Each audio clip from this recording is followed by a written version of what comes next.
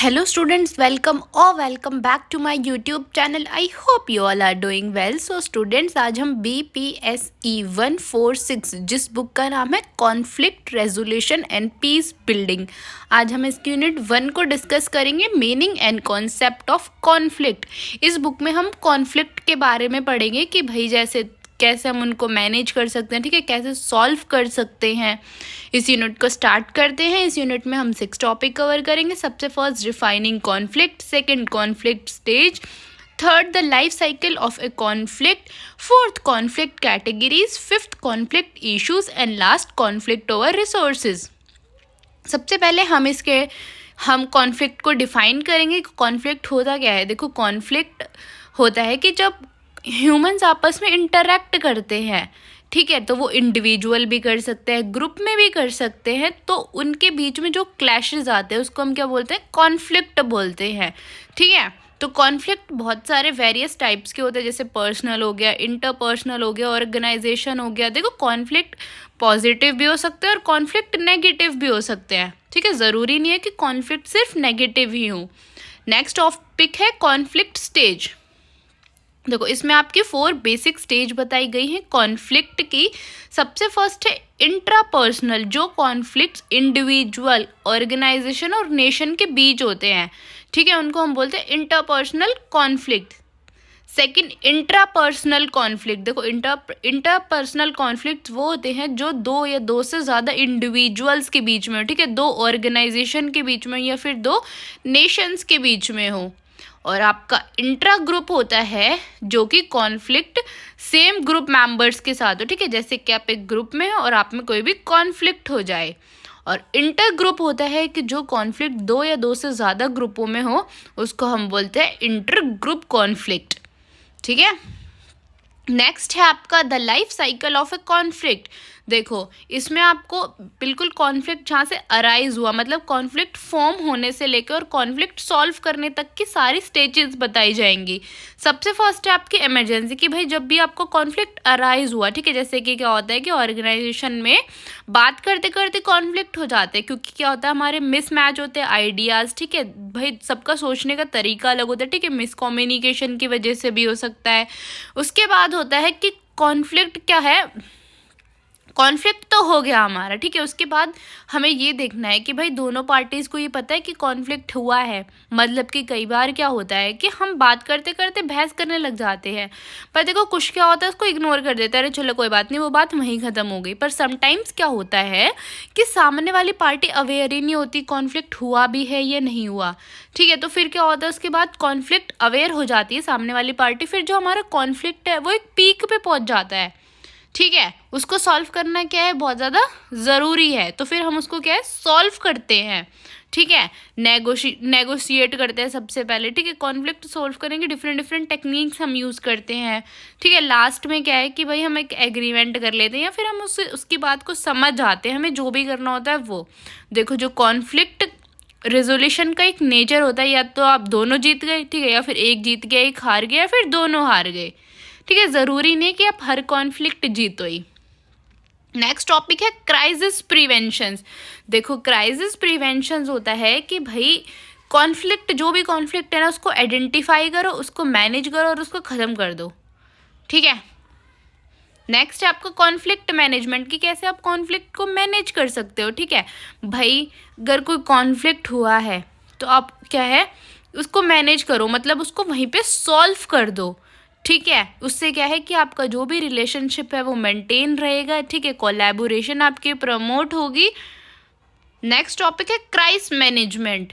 देखो, क्राइस को हम कैसे मैनेज कर सकते हैं, ठीक है। भाई देखो, क्राइस आपका इंटरनल भी हो सकता है और एक्सटर्नल फैक्टर्स पे भी क्या है, डिपेंड हो सकता है।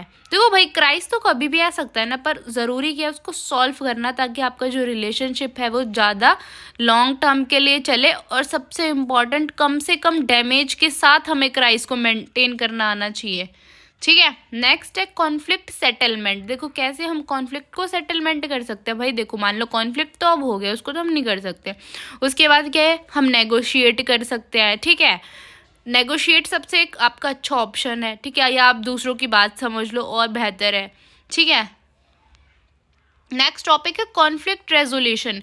देखो भाई, कॉन्फ्लिक्ट को सॉल्व करना सबसे इम्पॉर्टेंट है। म्यूचुअली आप क्या एक दूसरे की बातों को समझ जाओ या फिर एक सॉल्यूशन निकाल लो, जिससे क्या है कि आपका पॉजिटिव रिलेशनशिप हमेशा के लिए बना रहेगा।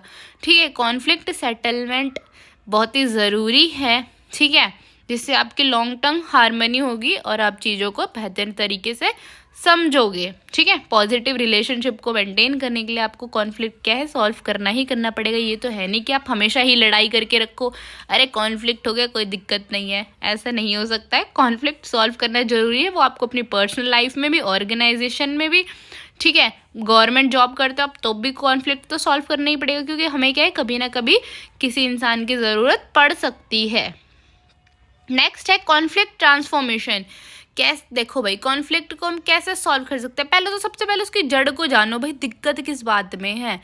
ठीक है, फिर क्या है, फिर जिस बात को जान लिया कि अच्छा इस बात पे, फिर उसको सॉल्व करने की कोशिश करो, उसके साथ नेगोशिएट करो, उस बंदे के साथ कम्युनिकेट करो।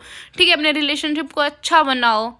सबसे इम्पॉर्टेंट है, जो भी दिक्कत है परेशानी कोई बात नहीं भाई, हमें शांति चाहिए, कॉन्फ्लिक्ट सॉल्व करो, शांति पाओ, ख़त्म।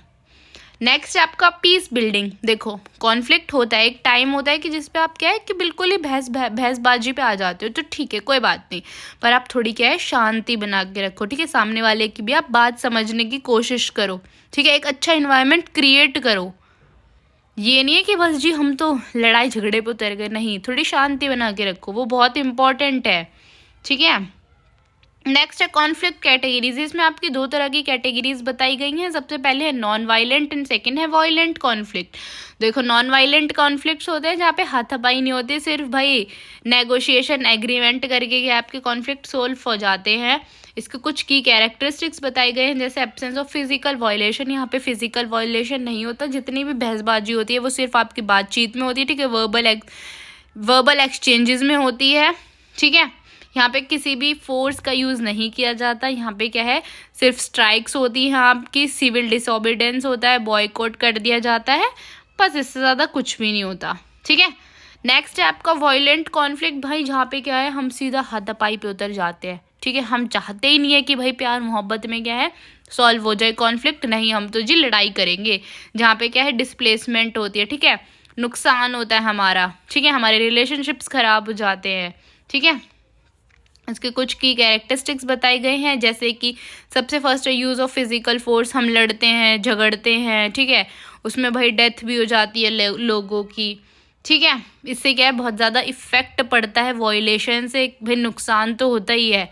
ठीक है, हमारा जो इंफ्रास्ट्रक्चर है वो भी ख़राब होता है, हमारा जो इन्वायरमेंट है वो भी क्या होता है ख़राब होता है, और लोगों पे सबसे ज़्यादा गलत असर पड़ता है। सबसे स्पेशली छोटे बच्चों पे बहुत ज़्यादा गलत असर पड़ता है, वो बड़ों को देख के ही तो सीखते हैं। छोड़ो, नेक्स्ट टॉपिक है कॉन्फ्लिक्ट इश्यूज। ठीक है भाई, किस किस वजह से कॉन्फ्लिक्ट दिक्कत आती है। ठीक है, जिस भी वजह से जो भी दिक्कत आती है, कॉन्फ्लिक्ट जो भी परेशानी लोगों को होती है, क्या है आपको वो सॉल्व करनी है बिना किसी भी लड़ाई झगड़े के। ठीक है, तो इसमें देखो सबसे पहले है टेरिटरी एंड बॉर्डर कॉन्फ्लिक्ट। भाई देखो, कॉन्फ्लिक्ट क्या है, आपकी टेरिटरी टू टेरिटरी भी हो सकता है और बॉर्डर कॉन्फ्लिक्ट भी हो सकता है। इसके कुछ की इश्यूज बताए गए हैं, जैसे हिस्टोरिकल क्लेम्स।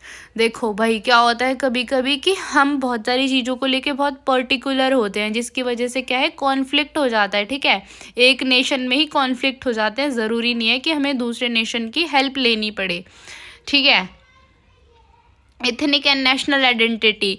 भाई देखो, एक नेशन है, उसमें क्या है बहुत सारे इंडिविजुअल्स रहते हैं। ठीक है, जैसे कि मान लो भाई एक कंट्री है, उसमें 500 लोग रहते हैं। ठीक है, उनका क्या है डिफरेंट नेशन है, डिफरेंट कल्चर है, तो उसमें क्या है सबको अलग अलग अपनी आइडेंटिटी चाहिए, तो इस बात पे भी कॉन्फ्लिक्ट हो सकता है। ठीक है, रिसोर्सेज को ले के भी कॉन्फ्लिक्ट हो सकता है कि इसको इतने ज़्यादा रिसोर्सेज क्यों मिले, हमें इतने ज़्यादा रिसोर्सेज क्यों नहीं मिले। ठीक है, ये हमारा दूसरे नेशन के साथ भी हो सकता है कि भाई उनको इतने ज़्यादा रिसोर्स क्यों यूज़ करने को मिल रहे हैं, हमें क्यों नहीं मिल रहे। ठीक है, नेक्स्ट है आपका minority ethnic and government power conflict. देखो भाई, माइनॉरिटी के कॉन्फ्लिक्ट क्यों हो सकते हैं कि भाई वो डिस्क्रिमिनेशन फेस करते हैं। ठीक है, उनको क्या है कि भेदभाव करा जाता है उनके साथ, उनको नीचा दिखाया जाता है, उनके पास क्या है ज़्यादा अधिकार नहीं है। ठीक है, गवर्नमेंट का कॉन्फ्लिक्ट हो सकता है कि भाई गवर्नमेंट भी देखो स्टेट लेवल सेंट्रल लेवल होती है कि इसके पास इतनी ज़्यादा पावर क्यों है, हमारे पास क्यों इतनी ज़्यादा पावर नहीं है। ठीक है, नेक्स्ट और लास्ट है आपका कॉन्फ्लिक्ट ओवर रिसोर्सेज। भाई ये कॉन्फ्लिक्ट इतना ज़्यादा राइज होता है जिसकी कोई हद नहीं, ठीक है। ये इंडिविजुअल्स में भी हो सकता है, आपके ग्रुप्स में भी हो सकता है, नेशंस में भी हो सकता है, ठीक है। आपके नेचुरल रिसोर्सेज के लिए जैसे water, oil, mineral, land and forest के लिए, ठीक है। ये कॉन्फ्लिक्ट के आपके लोकल लेवल पे भी हो सकता है, नेशनल पे भी और इंटरनेशनल लेवल पे भी।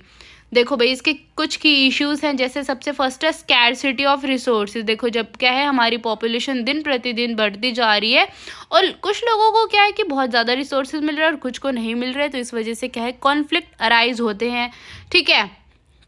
भाई ज़्यादा रिसोर्सेज लेने के चक्कर में हम क्या अपने इन्वायरमेंट को डैमेज कर रहे हैं, ठीक है। डिफॉरेस्टेशन हम बढ़ा रहे हैं, ठीक है। बायोडाइवर्सिटी का लूज़ करें हम, वाटर वेस्ट कर रहे हैं बेफालतू में वो भी, ठीक है। Competing interest in stakeholders. देखो भाई जो डिफरेंट स्टेक होल्डर्स हैं, जो डिफरेंट ग्रुप्स हैं, उनमें भी क्या है कि रिसोर्सेज को लेके क्या होता है कॉन्फ्लिक्ट्स होते हैं, ठीक है। उनको क्या है मैनेज करना आना चाहिए हर चीज़ को।